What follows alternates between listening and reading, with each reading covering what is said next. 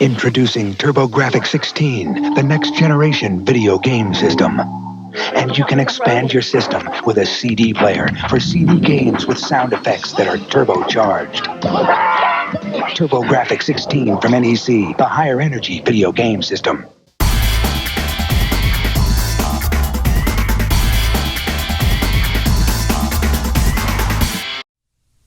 Hello everyone, and welcome back to Player One Start.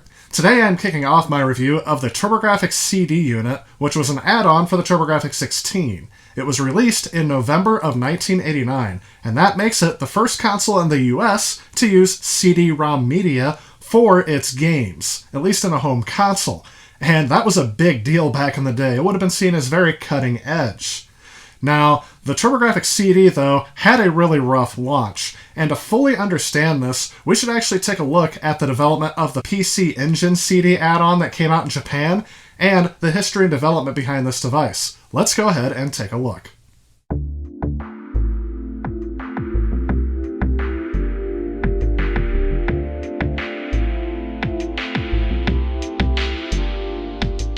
When the PC Engine made its debut in the Japanese market on October 30th, 1987, it was a tremendous success. The PC Engine had an elegant, eye-catching design, and it was very small compared to its rivals. This, coupled with a strong software lineup and third-party support from high-profile developers such as Namco and Konami, gave NEC a temporary lead in the Japanese market. In 1988, NEC was developing a CD attachment to the PC Engine, seemingly with the goal of increasing the system's capabilities, as well as allowing for the expanded storage format and lower production costs of CD-ROMs, especially when compared to the HuCard format used for its games up until this point. Storage capacities of HuCards varied between various games on the PC Engine, but games at the beginning generally ranged between 2 to 4 megabits, eventually reaching 8 megabits or 1 megabyte in the early 1990s. That means at the time of its production, it would have made one CD have the storage capacity of at least 700 HuCards worth of data. Producing games on CD-ROM would provide both game developers and game manufacturers with various advantages. Game developers could greatly expand on a game's assets, providing smoother animations with additional sprites, various graphical effects that would usually be cut from a game due to limited storage on the game media, as well as the ability to add more levels to a game, providing a lot of additional playtime. Games could now also be enhanced with CD-quality audio, providing a giant leap in audio quality for music, as well as recorded voices and sampled sound effects. Game manufacturers would have the benefit of lower production costs and faster production than making HuCards. The add-on, dubbed the CD-ROM-ROM or CD-ROM Squared, was released in Japan on December 4th, 1988. The add-on allows the core versions of this console to play PC Engine games in the CD-ROM format in addition to standard HuCards. This made the PC Engine the first video game console to use CD-ROMs as a storage media. The add-on itself consisted of two devices. There was the CD player itself, and the interface unit, which connected the CD player to the console and provides a unified power supply and output for both. However, that is not where the story of this add-on ends. Throughout the lifecycle of the PC Engine, various improvements and modifications to this add-on have been made, and hence needs addressing in this video. In total, there are 3 different CD-ROM Squared formats. The original CD-ROM-ROM, then there is the Super CD-ROM-ROM, and then finally the Arcade CD-ROM-ROM. Theoretically, all original CD-ROM Squared systems can run all 3 formats, however they will most likely require some sort of system card to enable the extra functionality needed to run those games. One feature that's nice about the CD-ROM format is that they are not region-locked. Therefore, if you try to run any of these games on its Turbografx equivalent, it should run with no issue. The system cards needed for the advanced functionality, though, are region-locked and will need some sort of adapter to make it work on your system when going from the PC Engine to the Turbografx 16. And just one point to make before we go any further, when looking at the name of this add-on, it looks like the CD-ROM Squared when you look at it written out. However, it is officially pronounced CD-ROM-ROM as opposed to CD-ROM Squared or CD-ROM2. You may notice me use all 3 different pronunciations of this throughout the video, but don't worry, I am still referring to the same thing.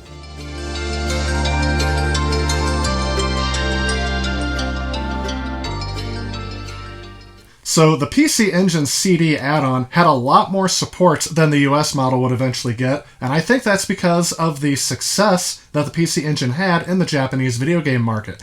It had almost 2 years on the market before the CD add-on came out, and they sold a lot of PC Engines then.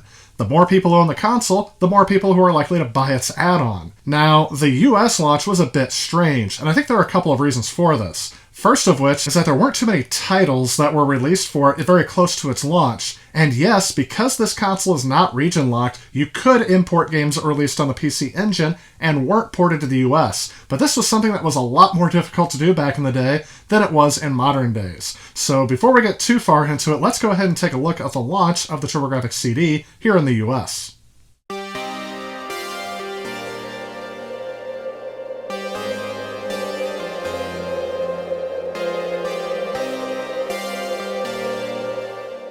The CD-ROM attachment was released in the United States as the Turbografx CD add-on, and it featured a remodeled interface unit in order to suit the different shape of the Turbografx 16, which in my opinion makes it look a little bit more bulky and less sleek than its PC Engine counterparts, but it definitely fits into that early 1990s aesthetic of CD audio equipment of the same time period. The Turbografx CD had a launch price of $399 and did not include any bundled games. It is my belief that this high price point, and its proximity to the launch of the console, being only a few months later, was the main reasons why this didn't take off as quickly as it could have. So this raises the question, why the extremely high price point? Well, if you take into account pricing of other CD players around the same time period, they were around the price range of $250 to $400 for a standard CD player, or even a portable CD player. So even with this being on the high end, the extra value would be that you can play video games with it on your television at a time where even most computers in the home didn't have a CD-ROM drive hooked up to it. Another factor that contributed to the rocky launch of the Turbografx CD was the fact that there were not very many titles available for it at launch, or very soon after. Monster Lair and Fighting Street were released alongside of the Turbografx CD, and these are decent titles, but they didn't really show off the full capabilities of the CD add-on. And then months later that was followed up by Ys Book 1 and 2, and although this game would do a better job showcasing what the Turbografx CD could do in terms of expanding the game, this was not a very popular game genre to do it with, as RPGs were still not as popular as they are today. Combine that with lackluster sales of the core console, which was needed to play these games, it seemed that this add-on was doomed to fail from the get-go.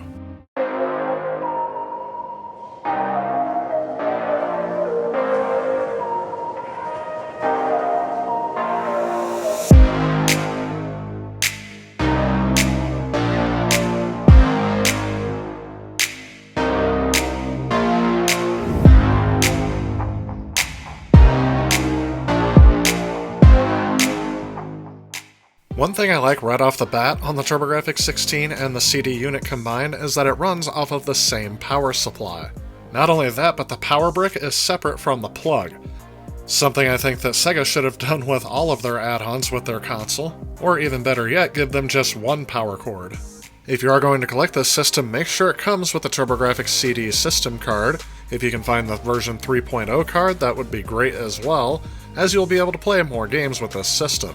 However, if your Turbografx CD unit lacks this card, it will not be able to play any CD games at all. Taking a look at this system, all put together, actually does make me very proud to own this system. It is not like any other console that I have before it. However, its design may make you think that the CD-ROM drive was an afterthought. But to tell you the truth, based on the design of the core console, I can't think of a better way to make this look good.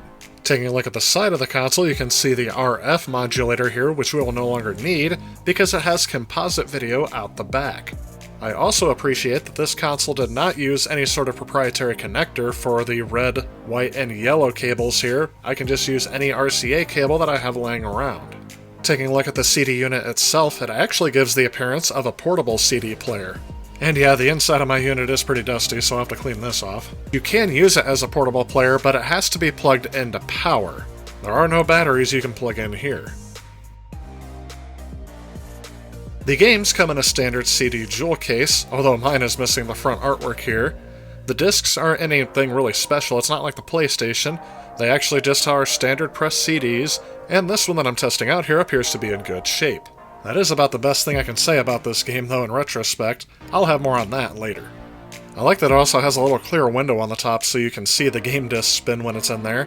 That also helped me diagnose when games weren't consistently loading from this console, as I can see the disc was stationary and not spinning when I powered it up. If I had to point out something I didn't like about it, is the fact that this console actually takes up a lot more space. It sits very tall because it has the entire console raised up, and the CD player sits even higher above that. And without the carrying case that came with it, it's actually kind of awkward to carry around and move from place to place. Granted, most of the time this would probably be sitting in one stationary location, but it also doesn't fit on my game console shelf near my CRT either, so I have to have it set out separately. Overall, back in 1989 when this thing launched, it would have cost around $400 for this setup, which is not far off from where I see this system listed at online these days.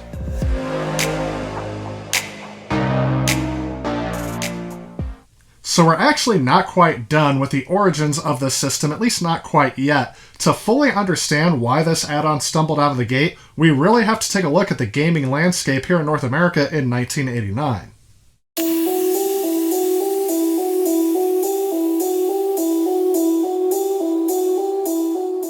Looking at the gaming landscape in 1989, the Turbografx 16 was not the premier choice for gamers in North America. First, the third generation of video game consoles were still going strong, with the Nintendo Entertainment System continuing to top the market. But for those gamers who wanted something more than the 8-bit generation could provide, there was also more than one option for them to upgrade. Even though the PC Engine would release earlier in Japan than the Sega Mega Drive, the lengthy process they took to localize the PC Engine into the Turbografx 16 in North America gave Sega an opportunity to launch their console before the Turbografx in the United States. And while that in itself is not solely responsible for the poor sales of the Turbografx 16, it certainly didn't help. With the Sega Genesis having such a strong lineup of recognizable titles, the Turbografx 16 was struggling. That really laid the foundation for an add-on for this system not selling well until the core console took off. And with the initial lineup of CD games not really offering too much of a different gaming experience than what you would get on cartridge, other than the obvious improvement in CD quality sound, the high price point needed to upgrade your video game system into using the new CD-ROM technology was a hard sell. Also keep in mind that in 1989, all of these systems would be competing with the first widely successful handheld, the Game Boy, which yes, launched before both the Sega Genesis and the Turbografx 16. So when seeing how competitive the gaming landscape was when this system was released, it could explain why the core console, and by association its add-on, didn't sell well at launch. But there would still be time that NEC and Hudson would have to turn things around before Nintendo would release their 16-bit game console, the Super Nintendo, almost 2 years later.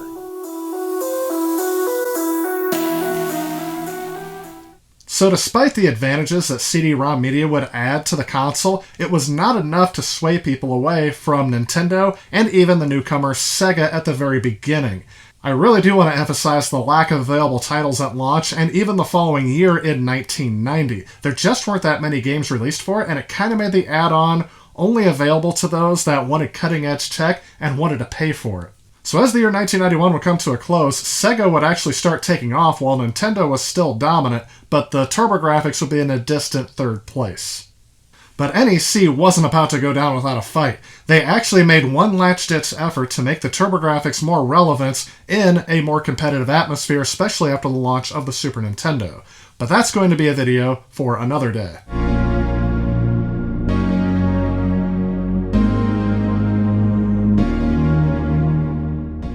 Now this is the console that has some assembly required. It actually takes about 4 different pieces to put this thing all together. If you turn the console off to the side, you will see the lock-unlock button for the CD drive. This keeps it from sliding out unintentionally if you're transporting it, or if you're gaming too violently and move the console around a lot. Sliding the drive out, it doesn't actually look that impressive. It's very small and compact. In fact, it can be used as a portable CD player, but it must be plugged into power on the back in order to get sound out of it. This actually would have added extra value to the console because you could use it with hi-fi stereo equipment when you weren't using it to play games on your Turbografx. Turning our attention to the bottom half of the interface unit, you actually have to turn the system upside down to unlock the console. Once you do, the system may put up a little bit of a fight to come out, depending on how long it's been in there, but it should slide out pretty easily after the initial jolt. And then looking at the interface unit itself, you can see where it interfaces with the CD-ROM drive and the back of the console. There is some hardware inside of here to split off the AV out, as well as provide power to both of the accessories. Even though both of the systems get their power from the same unit, the user is still required to turn both power switches on. But there are no significant chips inside of here that are providing system-enhancing qualities. All of that can be found within the CD-ROM drive and the CD system card. Hardware-wise, the Turbografx CD was designed to be very compact, so when looking inside you will see that the board is double-sided, showing different chips, resistors, and other components on one side and then the other. This unit does not match the size and shape of the Turbografx 16, however it was designed to match the shape and size of the original PC Engine.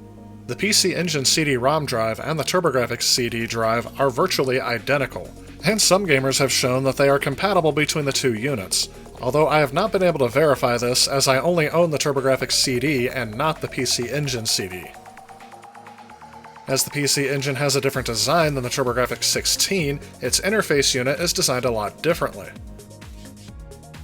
Again, the motherboard may have a little bit of a different layout, but it will have the same chips that the Turbografx CD uses.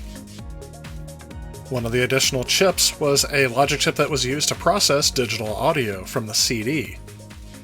It also included an additional 64 kilobytes of DRAM for digital audio sample storage. There was also an additional 64 kilobytes of RAM inside of the interface units that would store program code or data that was loaded from the CD. The system cards actually contain more chips inside of them to help with the CD functionality as well, with the original system card having a BIOS which allowed the system to access the CD-ROM drive, as well as a BIOS update providing support for CD+G disks, and an auto-disk change mode was added in BIOS revision 2.1. The Super System card added 1.5 megabits, or about 192 kilobytes of RAM, along with the new BIOS revision, and is required to run Super CD-ROM Games.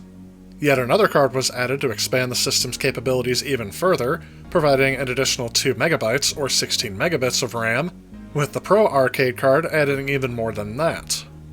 In terms of the CD drive itself, it's actually a single-speed, or 1x CD-ROM, providing about 150 kilobytes per second read speed, but that doesn't include the time that the laser takes to adjust itself on the disk. The drive read speed is most likely the reason why there is no full-screen, full-motion video on the Turbografx 16, although there are some hardware tricks they take advantage of in order to make it look like that they can do this. Some of these hardware tricks would be very similar to how they did it on the Sega CD, as it had the same drive speed as the Turbografx CD. However, the CD-ROM's biggest advantage would be the fact that it has a much larger capacity than the HuCard format. Early HuCard games had a capacity of around 2 to 4 megabits, or 256 kilobytes to 512 kilobytes.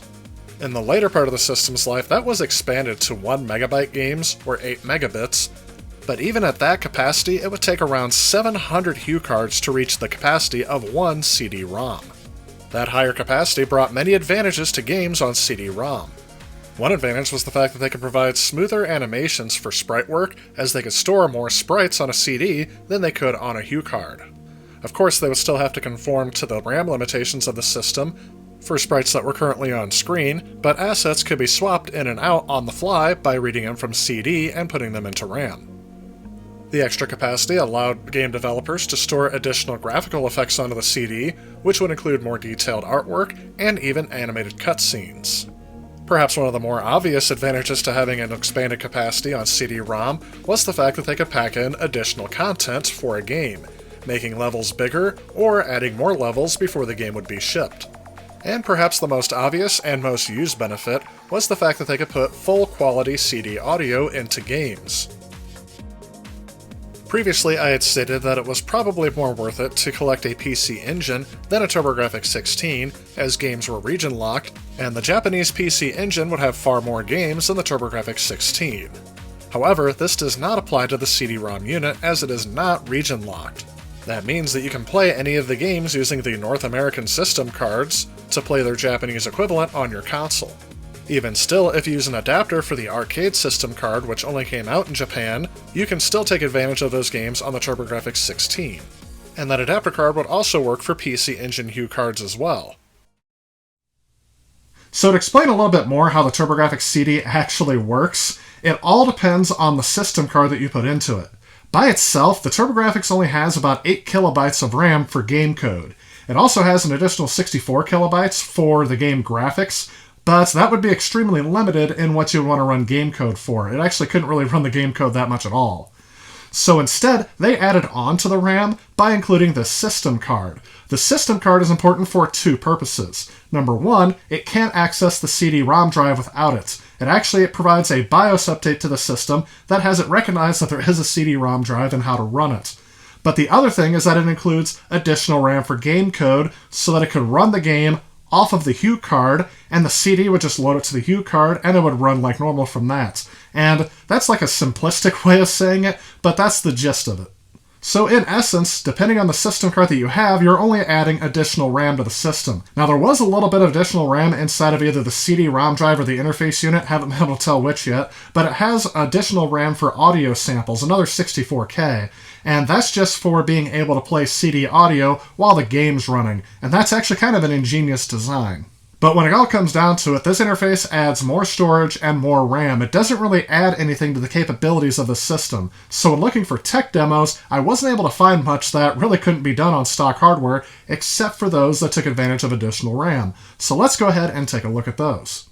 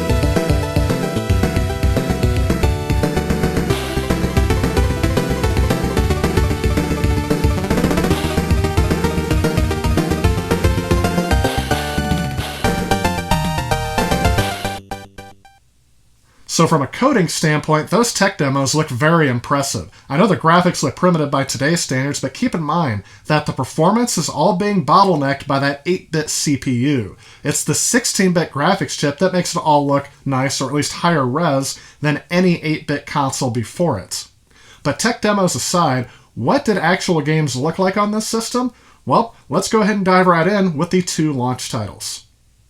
And just to review, the two games that were available at launch were Fighting Street and Monster Lair.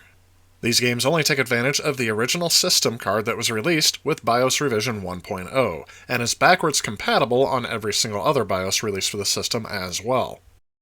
Fighting Street is the only home console port to the original Street Fighter. The original game had arcades in 1987 and was developed by Capcom. It is the first competitive fighting game produced by the company, and the first installment in the popular Street Fighter series. While it did not achieve the same worldwide popularity as its sequel, Street Fighter II, the original Street Fighter introduced some of the conventions that were made standard in later games. This version of the game features a remastered soundtrack, and as there was no 6-button controller for the Turbografx CD at the time this version was released, the strength level of attacks are determined by how long the button is pressed. This version was published by NEC Avenue in North America and Hudson Soft in Japan, and was developed by Alpha System. The cover artwork featured Mount Rushmore, which is one of the locations in the game. And while the arcade version of this game was critically well received, I could not find much information about the home port of this version, except for to say that I personally do not enjoy this game. Looking through several modern reviews, it seems that if you're a fan of this series, you will enjoy this game a lot better than those that are just casual players. For me, I find this game to be incredibly frustrating, as it seems like my controls are a bit lagged. As opposed to later games that would use 6 buttons, I find the 2-button layout to be a tad tedious to get used to. Unfortunately, this is what sucked all the fun out for me. Back in the day, as this would have been the first game I played of its kind, I may have enjoyed it a lot better, and I would definitely recommend playing this against a second player rather than against the computer. Thankfully, at the time of this review, if you're looking for this game, it won't break the bank to buy it and is on the more reasonable side. However, I wouldn't expect to get a lot of playtime out of it. Aside from the gameplay, the graphics and music are very well done, and I definitely appreciate the nostalgic-sounding 90s synth music that is perfectly captured with CD audio. The graphics remind me more of something in the arcade than other games on this console, so I feel like it has that going for it as well.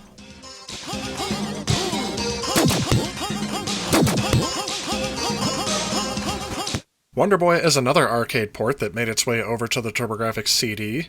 The arcade game was called Wonder Boy 3 Monster Lair, and it is a side-scrolling action game. And this version of the game was ported over to the console by Hudson Soft.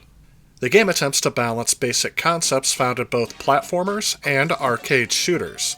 The player is able to jump and shoot projectiles from a sword. He must also ride a flying dragon and confront a large boss throughout the second half of each round.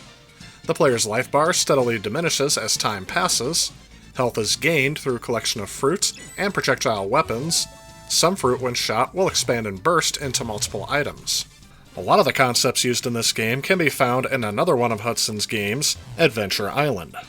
Along the way, a wide variety of weapons can be picked up, and not only do these allow the player to use weapons for a limited amount of time, they also increase vitality. In the flying scenes, vitality remains static unless being hit by a passing enemy. When this game was initially released, it got a lot of mixed reception from fans and critics alike, a lot of them criticizing the fact that they moved away from the traditional elements that were in the Wonder Boy series, and as a result, many of the concepts used in this game were reverted back to the previous games in an attempt to appease fans. Sadly, that makes this game very unique in this series, as I feel like this game was done very well and I definitely enjoyed the gameplay style in this game. I think the cartoony nature of the graphics really helps it hold up on this platform, as games that try to go for a more realistic feel look very dated today in my opinion. The sound effects are well done and match the action, and the game's soundtrack also provides that nostalgic feel of an early 90s, late 80s synthesizer soundtrack.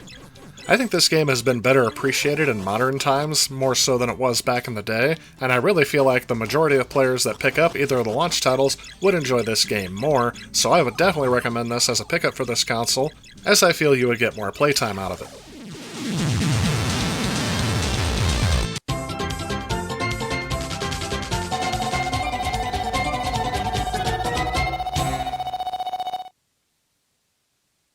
So those were the two titles that launched with the system. Fighting Street to me is a huge disappointment. To me, it's just not fun to play.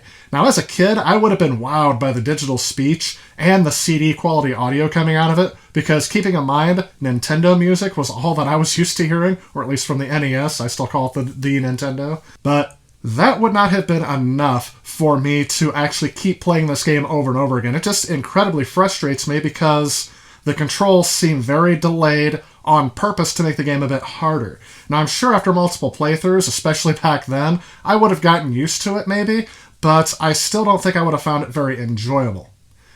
Now, Monster Lair, on the other hand, is the complete opposite experience. I really did like this game. The CD quality audio is something that would have kept me coming back to this game, but the gameplay is that addicting style that you really just have to repeat, memorize, and get better at the game as you go through. And I think it is a much better title than Fighting Street. At least I think it would have appealed to more gamers back then.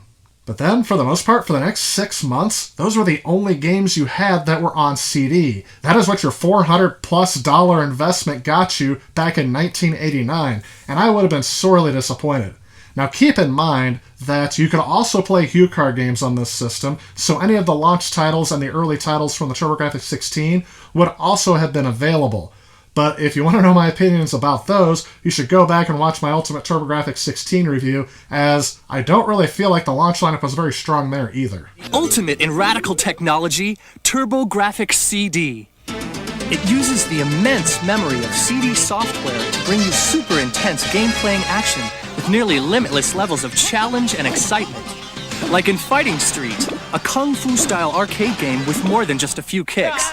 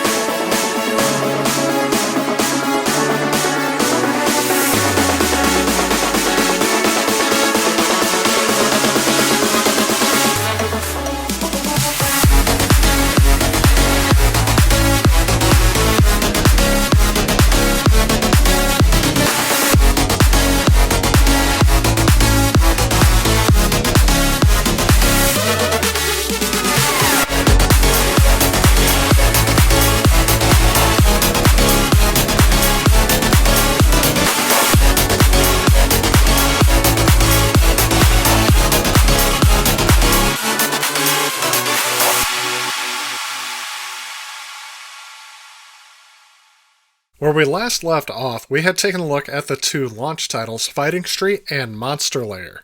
And these are two decent launch titles to start with, as they represent two game genres that would be taking off around this time. You have the classic shooter genre, and you have the new beat-em-up fighter genre.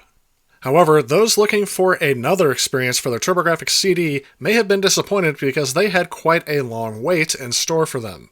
A period of months would go by before the next title, Ys Book 1 and 2, would be available around May of 1990.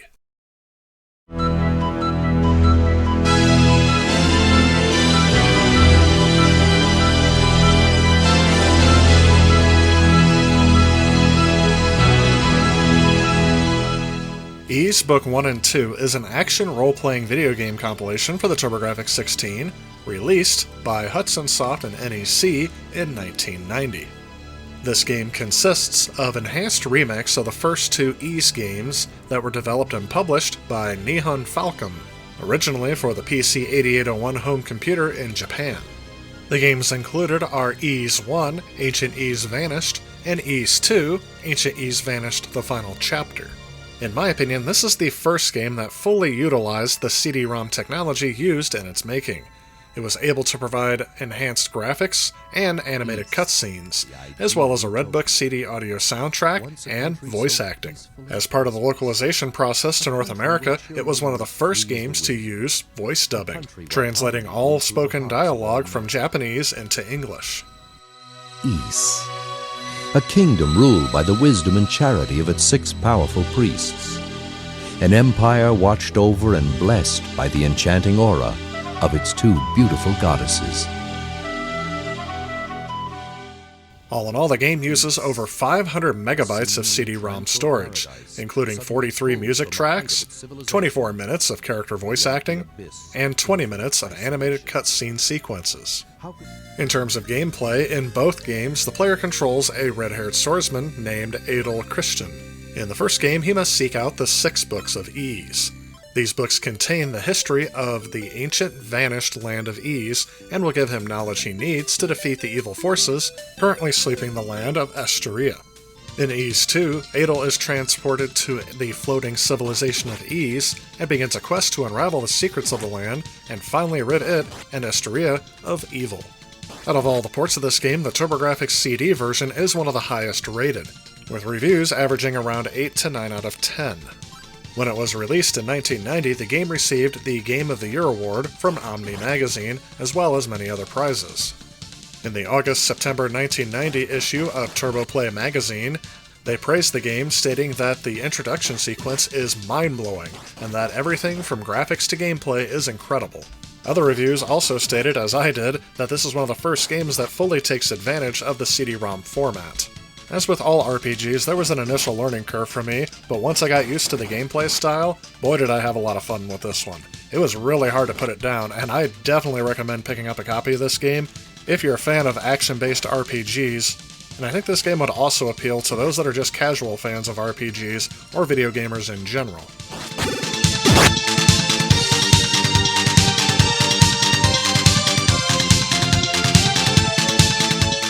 And although I enjoy Ys Book 1 and 2 today, I was not the biggest fan of role-playing games back when I was younger, so this title would not have appealed to me much back then. This game would have directly competed with the very first Final Fantasy release for the Nintendo Entertainment System, as well as Sega's Phantasy Star. So for those that were fans of the genre, this offered a different experience from those two, which I think is to this game's credit. However, months would go by again before the next games would be released, and they wouldn't come out until holiday season of 1990.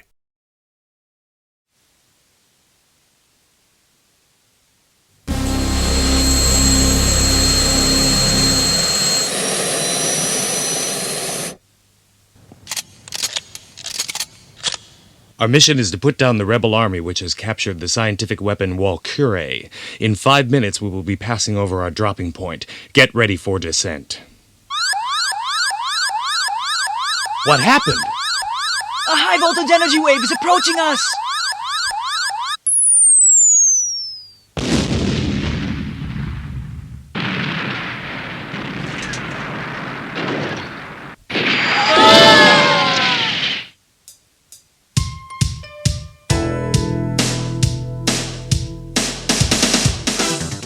Final Zone 2 is a top-down shooter developed by Renovation Game and published by NEC Technologies, released for the Turbografx CD in 1990. In this game, you control a soldier on some levels and a vehicle on others. As a soldier, you don a new-aged power suit and have a choice of playing as one of 5 different characters. The object of the game is to fight an enemy army led by Zod, who is a mass murderer and killed some of your commando friends. There are various weapons and shields that you can pick up along the way, and there are several manga-style animation sequences embedded throughout the game. And I think that's where this game stands out to me. It has a lot of voice acting and in-game cutscene animations. The gameplay itself, though, is just not very fun for me. I would say the game ranks from average to mediocre. I wasn't digging the gameplay style in this game, so I didn't really get that far into it. In fact, I didn't even get past the first level, as I immediately got frustrated and just wanted to quit. Other reviewers out there have been more kind to this game, but again, rank it at around that 50%, 5 out of 10, or 2.5 out of 5 stars. Again, this may not be a title that breaks the bank, but it might not provide you with the play experience that you want from this console.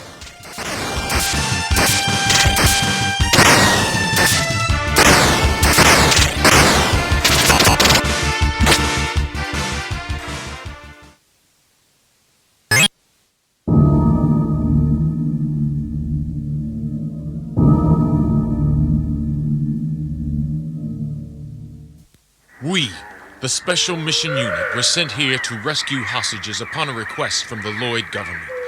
There was, however, no sight of a camp at the designated location. We had been tricked by the Lloyd regime. What met our eyes instead was...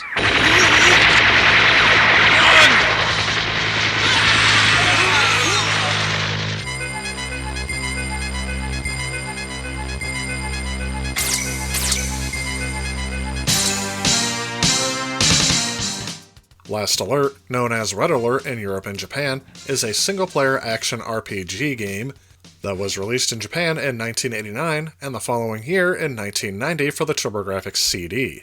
This game does have an elaborate backstory, which is set up with voice-acted cutscenes before and during the game. You're not expecting me to steal it? That's what I want. Spartan has already infiltrated into Lloyd's frontline base, Blue Rhinos. He'll be your assistant on this mission. Well, I owe Lloyd and the Force Project 1, and I always make it a rule to get square with these guys.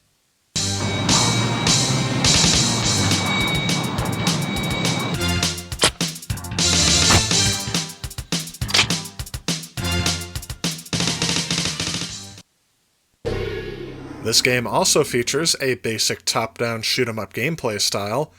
The player's primary weapon has unlimited ammunition, and there are consumable weapons such as a flamethrower, grenades, and a hovering turret. However, there are also minor RPG mechanics, such as a point system, class leveling, and weapon upgrades.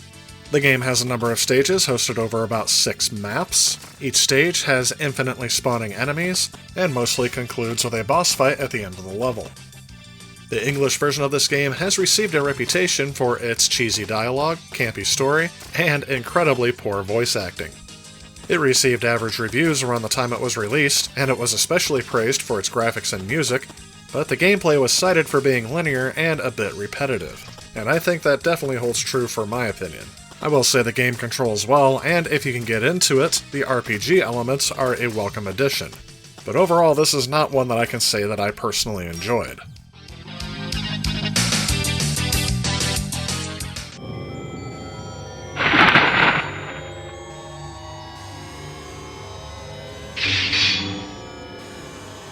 You are my first and my only friend. Thank you. Ranko!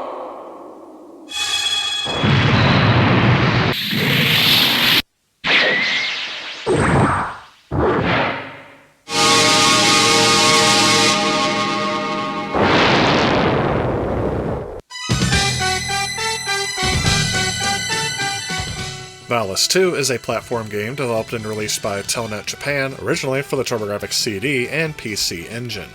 It being the second title in the Valis video game series, it is again a side-scrolling platform game. It requires the player to navigate through two-dimensional levels, battling enemies, jumping from ledge to ledge, and running until the player faces a boss at the end of each level.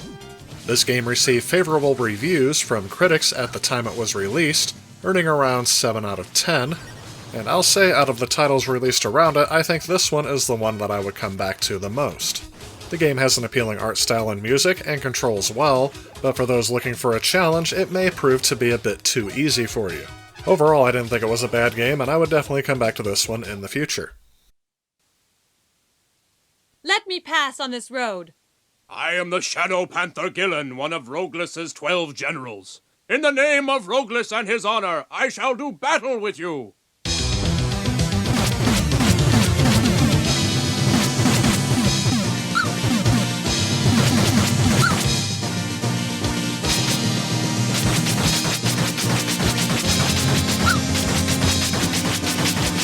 Magical Dinosaur Tour is one of those games that was really just developed to be an edutainment title, most likely as a ploy to sell the Turbografx CD unit as something that was educational.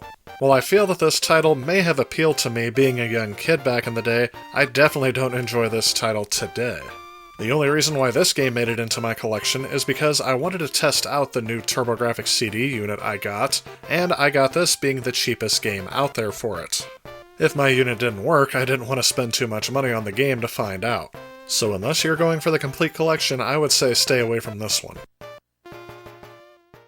So throughout the first year of the Turbografx CD's lifecycle, there were only 7 games released for the Turbo CD add-on. Granted, you could expand your game library much more by buying HuCard games as well, but then why would you need the CD add-on? 1991 was a pivotal year for this accessory, as it would be the last year that it didn't have direct competition from another console's CD add-on. Sherlock Holmes Consulting Detective is a full-motion video game. I previously looked at this game while reviewing the Sega CD. However, this game would have come out about a year before the Sega CD would hit stores in North America. London is not a beautiful city. Under the soot that covers its buildings is a team. This game uses live actors and sets to recreate some Sherlock Holmes mysteries. The player controls Sherlock Holmes and his longtime partner, Dr. Watson, with the goal of trying to solve 3 separate crimes by visiting various locations, listening to dialogue, reading the included mock London newspapers, and, when the player gets enough evidence, answering the judge's questions. The Turbografx CD version of this game received very favorable reviews when it was released, earning around a 9 out of 10 to a perfect 10 out of 10. Reviewers noted that the game's video production values were around the low-end television quality, on par with average public television productions, which I'm sure was actually meant as a compliment due to video games usually not having full-motion video. This technological feat really wowed players and critics alike back in the day. However, they did note that there was limited play life due to a lack of replayability. Once the player solves the mysteries, there's really no reason to go back to it. This game's luster has faded out very quickly, as by the time it was released for the Sega CD, it was less well received. Today I find these games a bit more of a novelty than I actually enjoy playing them. I actually have never solved any of these mysteries and may come back to it sometime to do that, but overall I would only recommend this game to those that like those early point-and-click strategy games that really came to prominence in the early 90s and faded out by the end of the decade.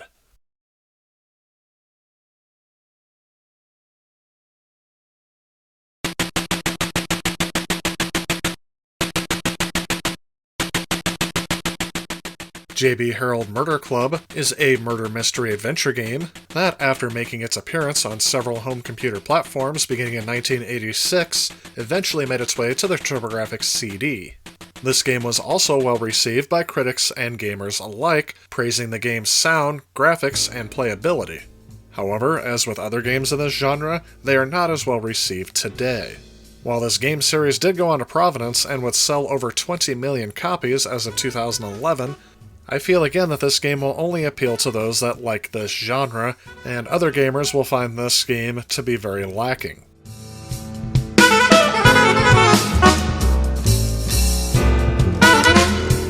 The Addams Family for the Turbografx CD was developed by ICOM Simulations Inc. and published by NEC for the Turbografx CD in 1991. This game, being based on the Addams Family movie of the early 90s, puts the player in the role of Tully Alford, who is the crooked lawyer of the Addams Family. He finds out that somewhere in the mansion a great treasure is stored in a vault, and he decides to venture into the mansion and retrieve the treasure. Like most other Addams Family games, this is a side-scrolling action game. The player's only weapon is an umbrella that fires energy shots at enemies, while defensively the player can jump and duck to avoid enemy blows. The goal of the game is to collect keys that will allow you to explore inaccessible rooms around the mansion. However, I doubt that many of you will get past this area where I am at. The player's pace is painfully slow, and his jumps seem a bit floaty. There's really no direction the game gives you, so you just have to go around exploring, all while avoiding the constant enemies that are being thrown at you. I've seen other reviews call the collision detection poor. I would call it virtually non-existent. Except, of course, when objects and projectiles are fired at you. Overall, I would call this game boring, but some of you may call it monotonous, tedious, or just unimpressive. This game was not well received at the time, and has not received very good reviews since. However, strangely, this game does have a bit of a cult following, as it is well known for how bad it is. Again, this is one I would skip.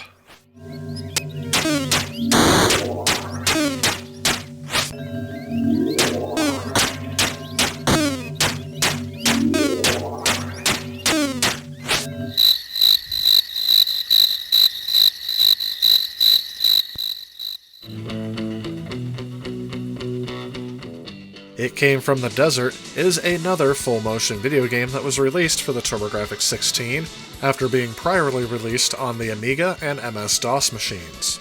This game is directly inspired by the many sci-fi monster movies that were released in the 1950s.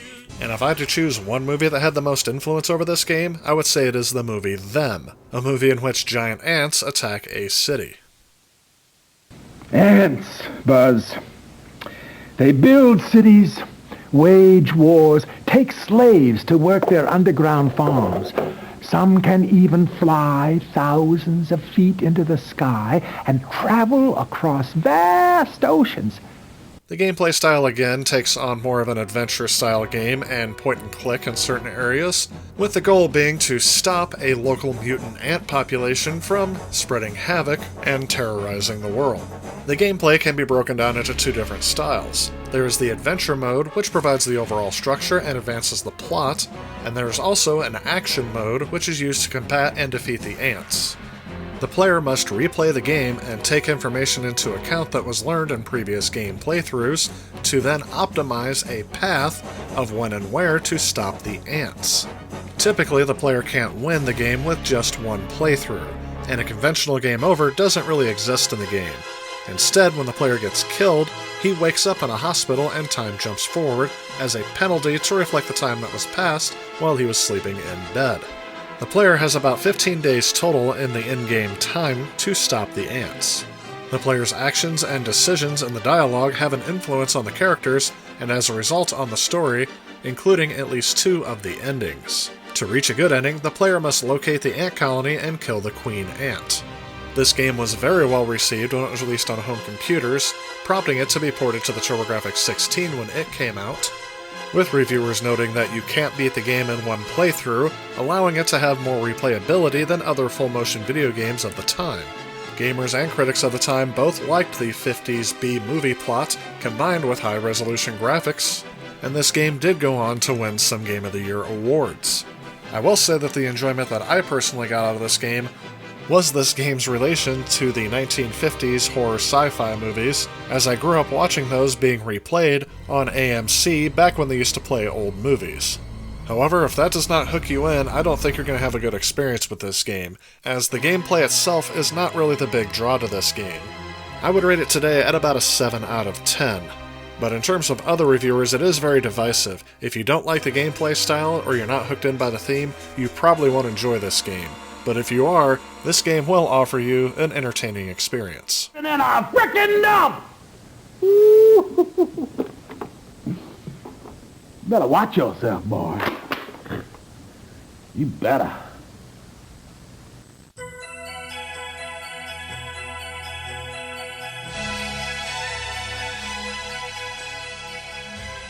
Think back to your worst nightmare. The feeling of dark isolation and helplessness. The feeling that an evil force controlled your destiny. Ys 3, Wanderers from Ys, is an action role-playing video game developed by Nihon Falcom and is the third game in the Ys series. The game's opening cutscene informs the player that it has been 3 years since the events of Ys 1 and 2. The character Adel returns, and his friend Doji are on a journey. The first mission in the game has Adel discovering that there has been a cave-in at a quarry and monsters have taken over. After purchasing your initial equipment, you are off and playing the game. Instead of the top-down camera view used in previous Ys games, Ys 3 uses a side-scrolling platformer presentation. Auto-attack is removed and the player must push a button to make Adel attack enemies. Otherwise, the gameplay mechanics are identical to previous entries in the series. The statistics, equipment, shopping, experience system, and magic all function the same as in Ys 1 and 2, though spells are represented by rings instead of wand icons, and MP is renamed to Ring Power. And neither the player character nor enemies have temporary invincibility. This game received mixed to average reviews upon its release, with Entertainment Weekly giving the game a C+, saying that this is one of those classic role-playing games that adults can have a hard time getting used to. The kind where you're hailed as a savior by beleaguered townspeople, given a sword and various magical powers, and charged with restoring peace to the land of fill-in-the-blank. At which points you venture forth bravely and get slaughtered by the first insignificant bug that happens across your path. Other more modern reviewers criticize this game for its choppy parallax scrolling and poor quality voice acting, which was described as a step down from the voice acting that was present in Ys Book 1 and 2. To be honest, I do like both titles. I can get into either one of them, and I don't know if I'd recommend one over the other. I do think the grinding starts a bit early in Ys 3, but overall I did have a fun time with it. Overall, I feel like this game would appeal to both casual and hardcore fans of RPGs, given its side-scrolling platforming nature being a bit more open than turn-based style games that were popular at this time. So believe it or not, that is, to my knowledge, every game that was released for the Turbografx CD between 1989 and 1991. And that is a very, very small game library. Out of those that were in there, my picks for my favorite games out of those would have been Monster Lair, which is the only launch title that I really cared for, Ys 1 and 2, as well as Ys 3, and Valis 2. And that's about a ratio of 4 out of 12, which is really not the best, especially in the early console's life cycle. Now, if you're not a fan of the point-and-click genre, the other titles I would say to avoid are Sherlock Holmes, J.B. Harold's Murder Club, and It Came from the Desert, because those games are very niche, and although they're unique and may be good for those of you that like it, I really don't think they're going to appeal to most gamers. But the rest of them are just kind of average to meh. I didn't really have a reaction one way or another, and I didn't really get into the rest of the titles that we've covered in this video. Really, it's just a lack of selection. First, there was Atari. Then there was Nintendo. Now, the next generation video games, Turbografx 16 and Turbografx CD. Looking back on the library from today's standpoint, it seems like there was a decent number of games released up until this point, but looking at the timeline of these launches, there were not very many games released, and there were sometimes months between releases. Sadly, in 1992, things didn't really improve too much, at least for the CD-ROM format. And there were a couple of reasons for this that we will discuss in the next video.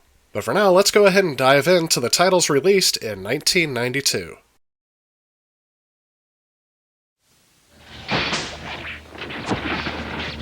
Long ago, when the spirit world, Earth, and the dream world were at war, the gods sent a giant to each of the worlds. His mission was to destroy the worlds.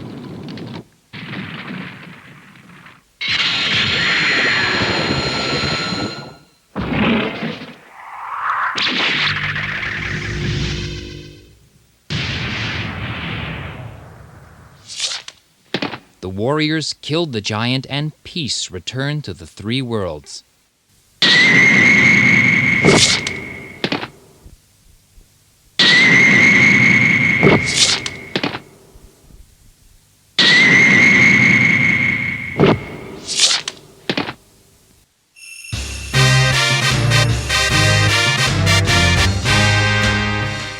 Valis 3 is a platform video game developed by Telnet Japan and originally released for the PC Engine CD-ROM in 1990, and eventually made its way from Japan to America in 1992.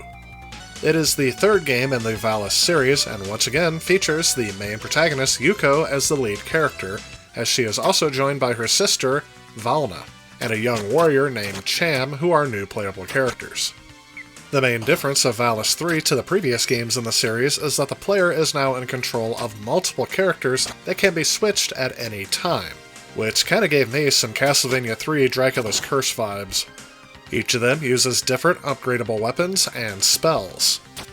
The characters cannot be switched during boss fights, but the choice of your character also results in a different cutscene. Another new feature of the series is something that took me a little bit of time to get used to, was the ground slide, which can also double as an attack. This game was very well received by critics and gamers alike when it was released in the early 90s, and I'd say that I think it holds up mostly well today. I would give this a rating of about 8 out of 10, as it is almost a perfectly done platform game, but sometimes the controls are a bit infuriating in my opinion. That didn't stop me from wanting to continue with this game though, as this game really provides an addicting gameplay style, along with good graphics and a catchy soundtrack that made me want to keep going in this game. This game is among some of the pricier titles you can get, with listings as of this review going into the triple digits, but compared to other games that reach that price point, I would say this one is a bit more worth it.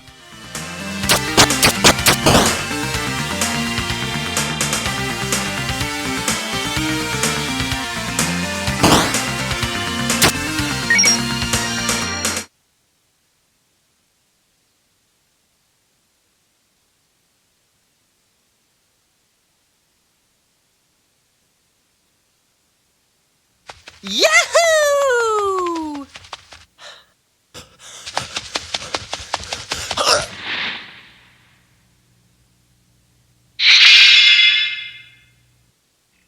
Van, stop fooling around and give us some help. Sorry, no can do, 'cause eating only grain won't give us any strength, silly. You know what? I'll go make a good catch with my trusty spear. You can count on me. You silly barbarian.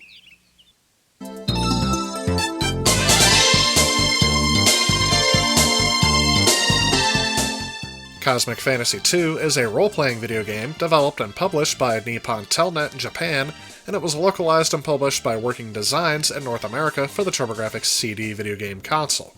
It is the second game in the Cosmic Fantasy series, and the only one that was ever released outside of Japan. And I feel that is a bit of a shame, because after I got a chance to play this game, I really want to keep going and actually even go and complete this game. In terms of gameplay, it is kind of a typical dungeon crawling style game of the era. This title kind of distinguishes itself in its predictability of all of the battles. All of the enemies, including bosses, are unable to use spells, items, or special moves of any kind, and they are restricted to performing a normal attack each turn.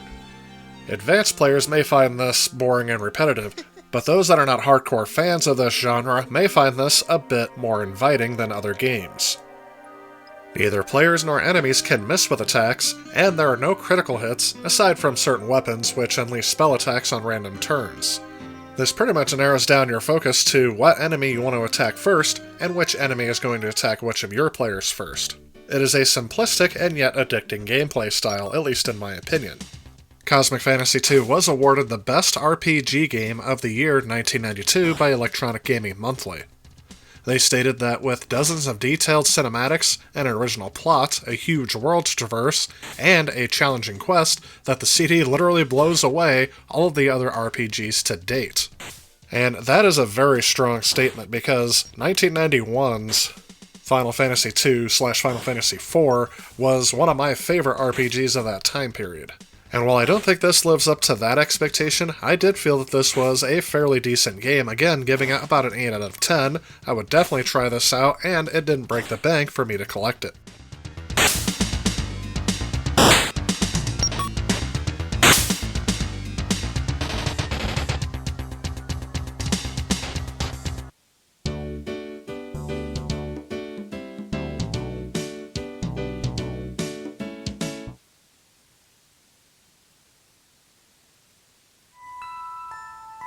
There was a time when Japan, was governed by a ruling aristocracy.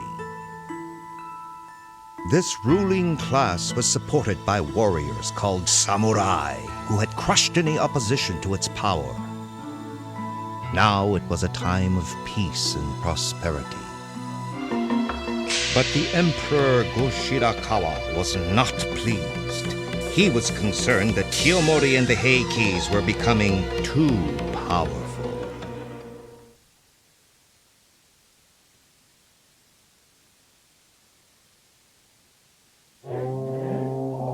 The imperial order was all that he needed. So far, Yoritomo had been very cautious about raising an army, but now, at last, the time was right.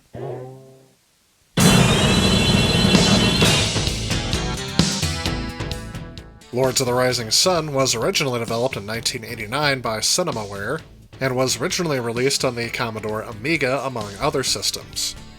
This game is a mix of map-based strategy and arcade-style minigames, as the player, playing as one of the famous Japanese generals, as you fight to pacify Japan by force. This game was very well reviewed on PCs, but I think by the time it released on the Turbografx, it seemed a bit more dated. I will say this game is very complex, and this is not for the casual fan. However, if you are a fan of this time period, or of the history of Japan, and you really like learning these things for strategy games, this one is for you.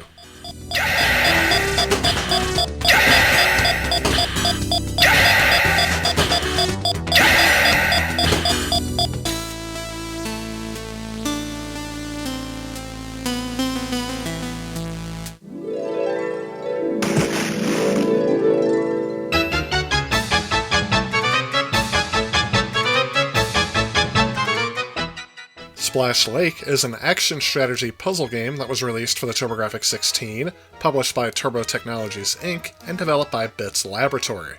In this game, each round consists of a single screen play area composed of tiles suspended over a lake. You control an ostrich that can crack the tiles and cause them to fall into the water. Your goal is to use this ability to make all the bad guys on the screen fall into the water. This game features more than 60 levels, a simultaneous two-player mode, and humorous cutscenes every 10 levels. To me, the design of this game screams something that is generic early 1990s. The soundtrack is completely underutilized, as I didn't really care for it too much in this game, and I would find myself muting it to listen to something different while I played the game. The graphics and art style are actually pretty on point, and I think they live up well today with their cartoony aesthetic. Overall, this is a neat little puzzle game. I did enjoy playing it one player, but I assume that having a second player on there would make the puzzles a little bit easier. And it is again one of the cheaper titles to collect, so I would definitely recommend this one, especially if you're a fan of puzzle games.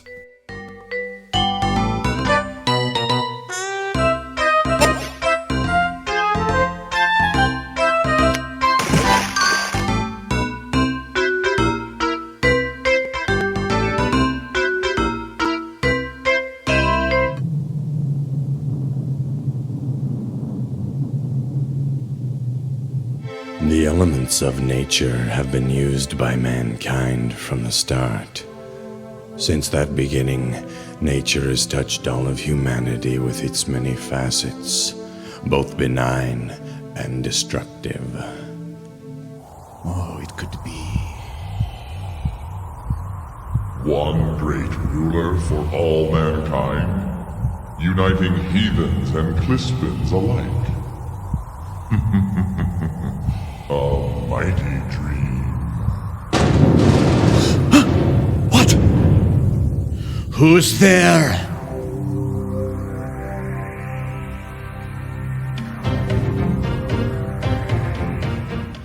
Exile is a role-playing video game that was ported to the Turbografx CD by Working Designs and developed by Renovation Game.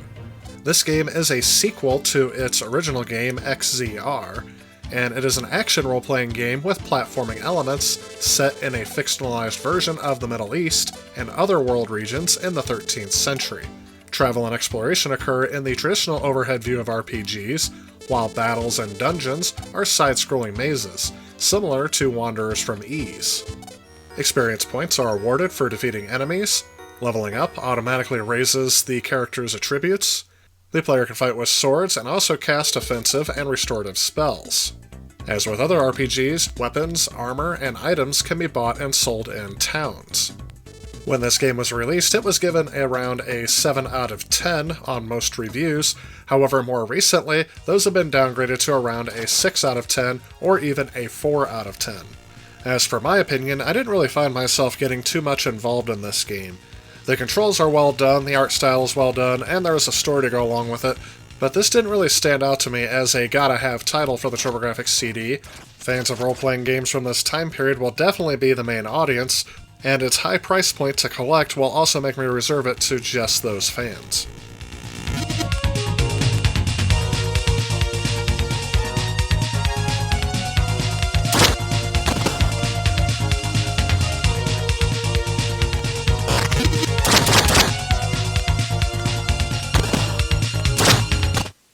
With the only value of this version coming from having the additional courses. As with most sports games from this time period, I don't think they're going to appeal to most of the modern gamers. The biggest appeal to me is the style of the old golf games before they became more standardized with the Tiger Woods franchise. And there's something a bit nostalgic to me at least when you see the screen being slowly rendered in front of you. I don't know if this is being read from disk right as it's going on the screen, or if this is how long it takes for the Turbografx to process it. But I will say some gamers may get impatient with that process.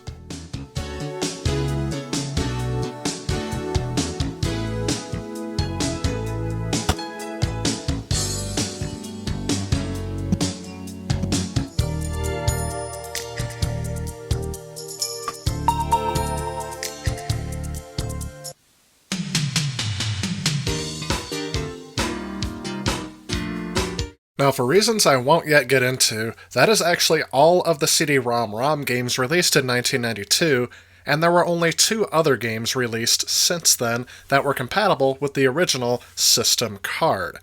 And as such, these are all of the games in my collection, that I have the cases for anyway, that are compatible with my Turbografx CD unit. So let's go ahead and dive into those final 2 titles, whose releases overlap with that upgraded console and system card in 1993.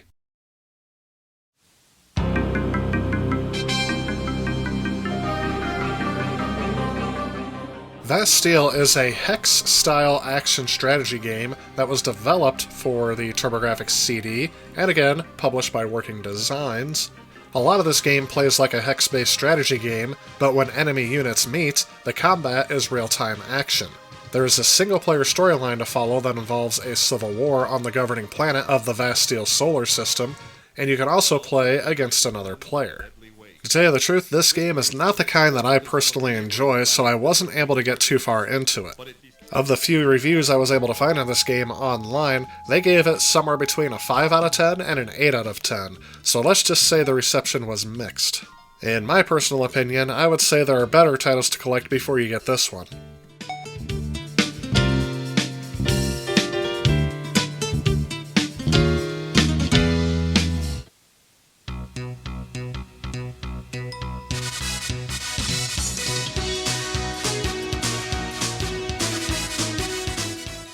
Buster Bros is an arcade-style action game that was published by Hudson Soft for the Turbografx CD in 1993.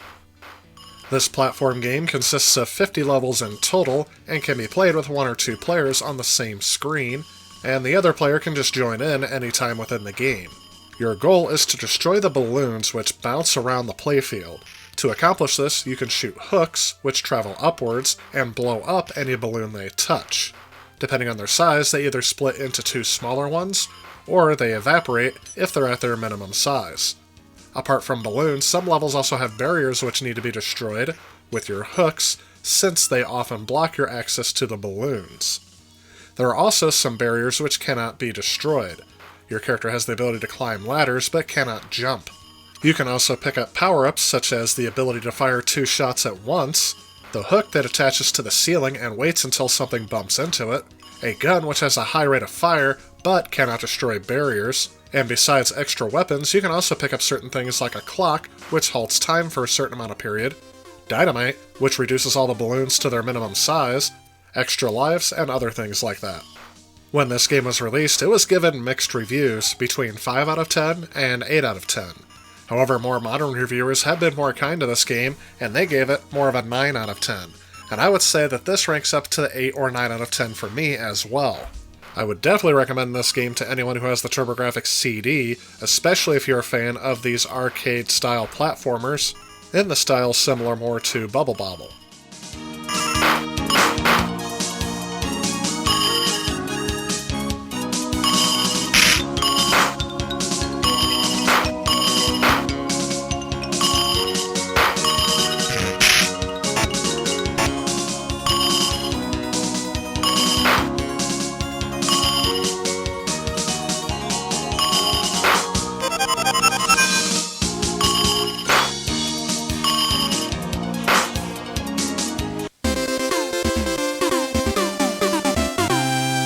So sadly, that all too briefly wraps up all of the CD-ROM games that were released for the original system card. And that is a really limited selection, only about 20 games total over a period of 4 years.